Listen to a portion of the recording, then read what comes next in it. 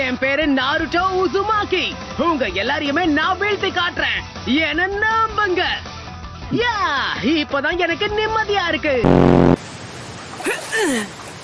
உனக்கு ஒண்ணும் ஆகாது சாக்குரா. கொஞ்சம் பொறுமையாகிரு, நான் உன்னை காப்பாத்துறேன்.